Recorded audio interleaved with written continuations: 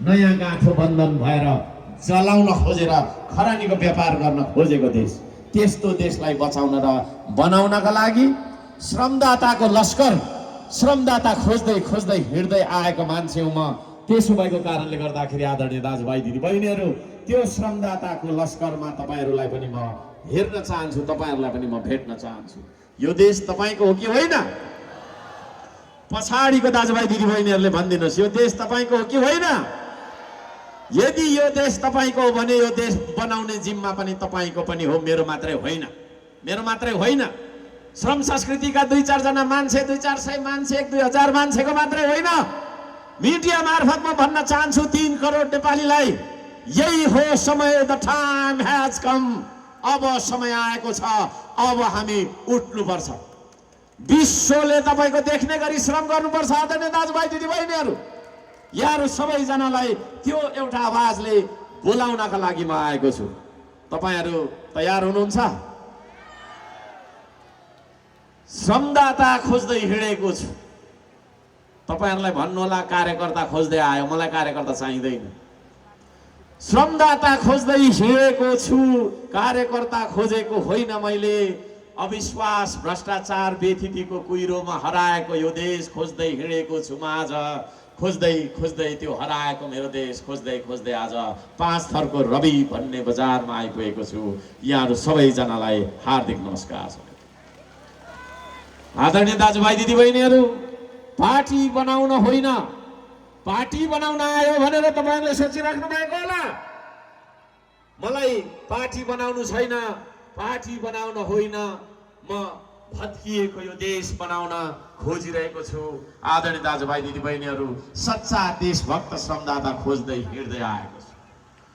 Party, यो party र त्यो पार्टी, यो जाति र त्यो जाति, यो धर्म र त्यो धर्म, पार्टी, जाति, धर्म, वर्ग र व्यक्तिगत स्वार्थहरू र विभिन्न बहानाले फुटेको नेपाली समाजलाई जोड्न एउटा साझा संस्कृति, श्रम संस्कृति, पसिना बगाउने काम गर्ने संस्कृति, त्यो श्रम संस्कृति लिएर फुटेको समाजलाई जोड्नका लागि निस्केको मान्छे हुँ म। हराएको मेरो देश खोज्दै खोज्दै हिँडिरहेको छु, कराउँदै हिँडेको मान्छे हुँ। आदरणीय नेपाली दाजुभाइ दिदीबहिनीहरू, आदरणीय 5 थर रविवासी दाजुभाइ दिदीबहिनीहरू, मेरो आवाज सुनेर नलुक्नु तपाईँ, मेरो आवाज सुनेर नभाग्नु तपाईँ, मलाई देखेर नलुक्नु। म तपाईलाई बिउझाउन आएको छु। आदरणीय दाजुभाइ दिदीबहिनीहरू, म तपाईलाई उठाउन आएको छु, म तपाईलाई बोलाउन आएको छु, म तपाईलाई पढाउन आएको मान्छे होइन। मैले तपाईलाई पढाइराख्नु पर्दैन, म तपाईलाई बोलाउन चाहिँ आएको छु। हामी एक ठाउँमा आउने कि नआउने? उत्तरतर्फको छिमेकीलाई हेर्नुहोस्, चीनले हामीलाई थोरैमा पनि 150 वर्ष पछाडि छोड्यो विकासमा, समृद्धिमा।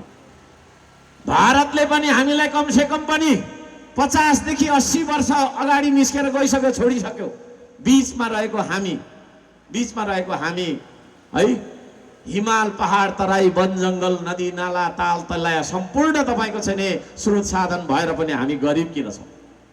गरिब किन छौं? आज म प्रश्न गर्न चाहन्छु, प्रत्येक नेपालीलाई प्रश्न गर्न चाहन्छु, मिडिया मार्फत प्रत्येक 3 करोड नेपालीलाई प्रश्न गर्न चाहन्छु, किन हामी गरिब छौं? भन्दा हामीले यो देशमा काम गर्न पाएनौं। यो देशमा काम गर्दाखेरि अपमानित बन्नुपर्ने भयो। काम गर्ने मान्छेलाई सम्मान कहिले भएन। किसानलाई हेर्ने नजर, मजदुरलाई हेर्ने दृष्टिकोण सबै तपाईको चाहिँ अपमानजन्य भए। त्यसो भएको कारणले आज डिग्रीको पास गर तपाईको सर्टिफिकेट बोकेर बरु साउदीमा गएर चाहिँ बालुवामा बेल्चा हान्न तयार छ आज हाम्रो युवा। तर यो देशमा काम गर्न उसलाई लाज लाग्छ, किनभने काम गर्ने बित्तिकै सानो भन्ने चलन छ। काम गर्दाखेरि सानो भइन्छ र आदरणीय दाजुभाइ दिदीबहिनीहरू, हामी काम गर्दा सानो हुने हो र? यदि काम गर्दाखेरि हामी सानो हुँदैनौँ भने अब हामीले काम गर्नुपर्छ भन्ने श्रमको संस्कृति लिएर हामी आज अगाडि आएका छौँ। अब तपाईँ हामीले 3 करोड नेपालीले 6 करोड हात चलाउनु पर्छ कि पर्दैन? एकचोटि नारा लगाउँ त नारा। 3 करोड नेपालीको 6 करोड हात भनिदिनु त। हात देखाएर भनिदिनुहोस्, मजा आउँछ, अल्छी लाग्दैन के है? 3 करोड नेपालीको 6 करोड हात चलाउनु पर्छ एकैसाथ। कलमले मात्रै बन्दैन देश, औजार चलाउनु पर्छ। अब नीतिले मात्रै बन्दैन देश, श्रमदान गर्नुपर्छ। अब आदरणीय दाजुभाइ दिदीबहिनीहरू, है यस्तो दिन आयो हाम्रो छोरा नातिले छोरी नातिनीले हामीलाई सिकाउनु पर्ने दिन आयो। जेन्जी भनेको को हो भन्नु त? को हो जेन्जी भनेको? पाकिस्तानबाट आएको मान्छेको हुल हो जेन्जी? होइन। तपाईँ हाम्रै घरको छोरा नाति, छोरी नत्र के अरे नातिनी, कतै कतै पनाति पनि होला पनातिनी पनि होला। अब हाम्रो केटाकेटीले हामीलाई राजनीति सिकाउने दिन आयो कि आएन? कसले गर्दा आयो? कसको गल्तीले गर्दा आयो भन्दा जो मान्छेले 70 वर्षदेखि भाषण मात्रै गर्यो नि, यस्तो क्या है, यस्तो दिएको छ, यस्तो दिएको छ, यस्तो दिएको छ, होइन? रविमा एउटा कुरा गरेर ढाँटेको छ, त्यहाँ तल तपाईँको चाहिँ लारुमामा गएर अर्को कुरा गरेर ढाँटेको छ, दमकमा अर्को कुरा गरेर ढाँटेको छ। यसो मात्रै गर्ने, मुख मात्रै चलाउने। त्यसो भएको कारणले गर्दाखेरि काम चाहिँ नगर्ने, काम नगर्ने, मुख मात्रै चलाउने, होइन? पेट भन्दा फेरि पेट ठुलो कतिको होला है मलाई नरिसाउनु, है? पेट यत्रो ठुलो बनाउने अनि यस्तो गरेर, होइन, चुनावको बेला त्यो दिने खालको मान्छेहरू, होइन? अनि विकास कसरी गर्छु भन्दाखेरि विदेशी ऋण लिएर 30 खर्ब पुगिसक्यो, होइन? खर्ब त यहाँ हामीले लेख्नु पनि आउँदैन होला कतिलाई। त्यत्रो विदेशी ऋण लिएर तपाईँको छैन बाटो बनाउँछु भनेर ऋण ल्याउँछ। बाटो बनाए त ठिकै पनि थियो त, होइन? आधी पैसा चाहिँ गोजीमा हाल्छ, घर ठडाउँछ, उता कता आफ्नो आफन्तको कता कता 3 पुस्ते कता हाल्छ, अनि आधीकोले यसो झारो टार्छ। त्यो खालको मान्छेहरूले गर्दाखेरि आदरणीय दाजुभाइ दिदीबहिनीहरू, आज हाम्रो स्वास्थ्य शिक्षाको अवस्था, आज हाम्रो रोजगारीको अवस्था त्यति मात्रै नभएर हामी हिँड्दा हिँड्दै कुनै लुटेराले हामीलाई लुट्छ, है? कुनै तपाईँको बदमासले हामीलाई कुट्छ। त्यो कुटाइ खानेर तपाईँको लुटाइको तपाईँको चाहिँ होइन अन्यायमा परेर न्याय माग्न जाँदाखेरि न्यायसम्म पनि पाइँदैन। पाइन्छ? प्रहरी चौकीमा आफूले कुटाइ खाएर हजुर भनेर मैले त यस्तो यस्तो गर्यो भनेर जीविदन दियो भने सो कुदा कुन पार्टीको त होइन है? ए हो ल, पार्टी बिनाको मान्छेको तपाईँहरूको उजुरी प्रहरीले बुझ्न मान्छ?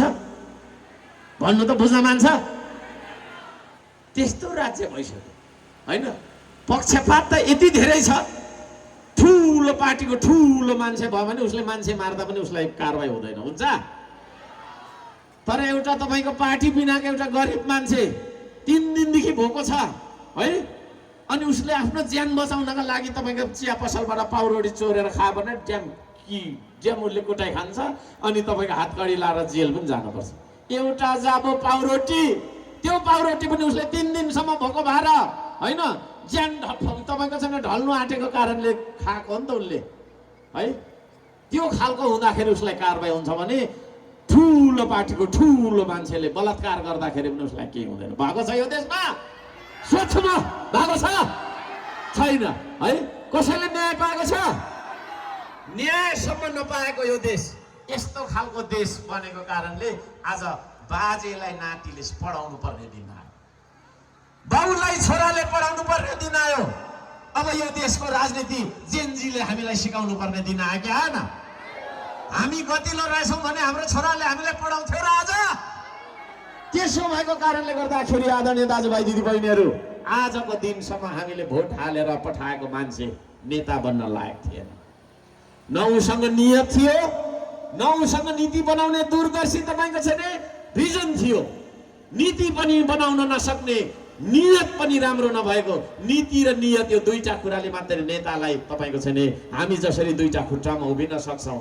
हुन त एउटै मात्रै खुट्टाले पनि उभिन सक्छौँ, तर कतिन्जेल भन्ने कुरा समस्या होला, होइन? हामी जसरी उभिनलाई दुईटा खुट्टा हामीलाई चाहिन्छ कि चाहिँदैन? त्यसरी नै एउटा नेता उभिनका लागि उसँग नियत राम्रो हुनुपर्छ, त्यस पछाडि नीति राम्रो हुनुपर्छ। नियतमै खोट छ, के भनेर चुनाव लड्छ भन्दाखेरि 1 करोड खर्च गर्छु, मासु भात पुरा बाँड्छु, बियर खुवाएर मताउँछु, सबै रक्सी खुवाएर मताउँछु, अलिअलि यसो होस आएको मान्छे माथेर लट्ठ भएर मलाई भोट हालिहाल्छ, अनि 1 करोड खर्च गरिसकेपछि म 10 करोड कमाउँछु भनेर पालिकातिरदेखि लिएर हरेक ठाउँबाट मान्छे त्यसरी उम्मेदवार दिइरहेको हुन्छ कि हुँदैन?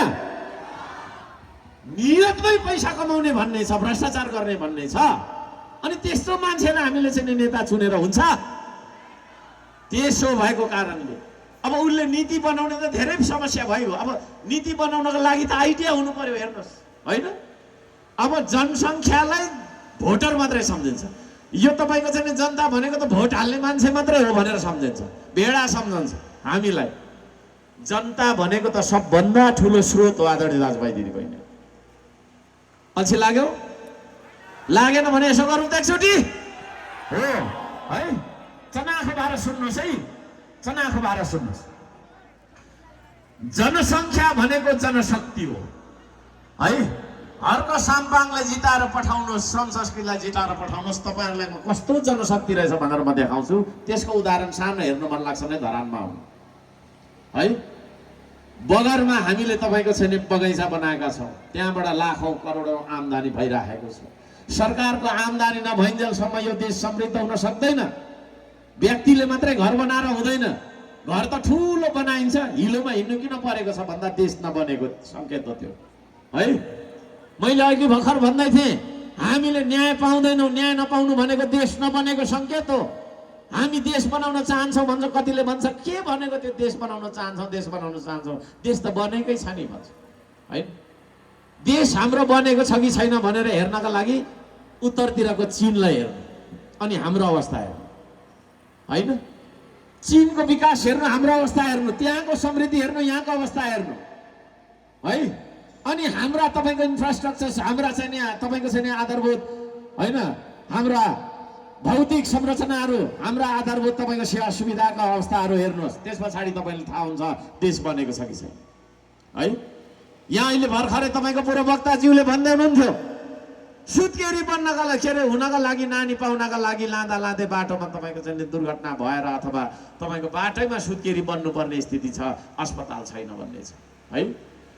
भाषण सुनेको त 70 वर्ष भयो त, किन यहाँ एउटा चाहिँ अस्पताल पनि हामीले बनाउन सकेनौँ? यो प्रश्न तपाईँले आफूले गर्नुपर्छ। त्यो सङ्केत बनेको देश बनेको छैन भन्ने सङ्केत हो आदरणीय दाजुभाइ दिदीबहिनीहरू।